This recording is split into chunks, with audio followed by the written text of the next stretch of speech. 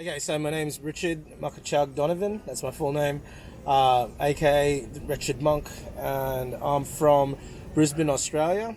But I was actually born in the Philippines, in a small area in Quezon City, Manila, called Kamuning.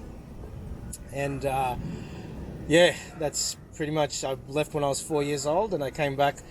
First time was 2008, and I was 29.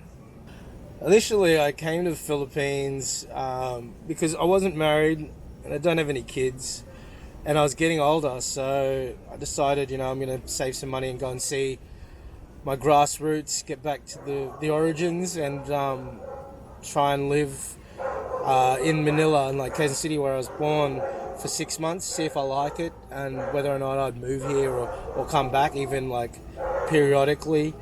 And yeah, I ended up living in Kamuning, where I was born, for 6 months, and I did my 30th birthday here in April of 2009, and then I went back and planned to move here for a long time, for long term, in a few years' time after that, which ended up being in 2014 when I moved here right after Typhoon Yolanda. So pretty much Typhoon Yolanda happened in October, November of 2013, and then I booked a flight of that December, and I was on a plane in February of 2014, and I've been here ever since. So, Richard, what do you do in the Philippines?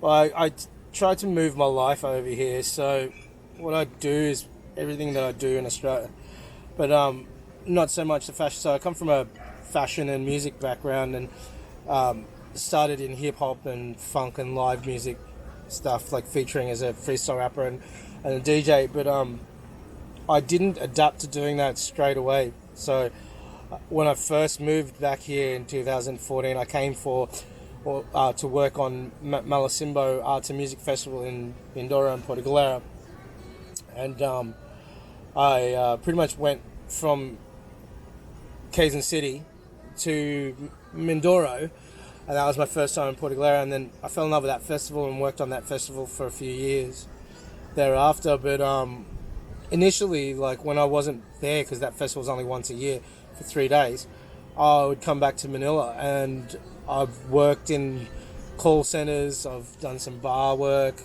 done a bit of everything actually, and then I've still managed to do my graphic design stuff and multimedia stuff and work on music on the side. And for a few years I was actually just DJing at Pinoy hip hoppers events, just on my laptop, and playing track selector type thing, and dropping the tracks for the MCs and other guest artists. And it wasn't until after pandemic that I got back into actually mixing here, just because it was easier to make money that way, and there was a bit of a shortage of DJs. So yeah, that's pretty much in a nutshell what I've been doing here. But the main crust is made from like doing art. So I've done a lot of murals. I've probably painted 100 kilometers worth of wall space, and like a few hundred canvases and stuff. It's the murals and graphic design, and then the DJing is probably second in line there.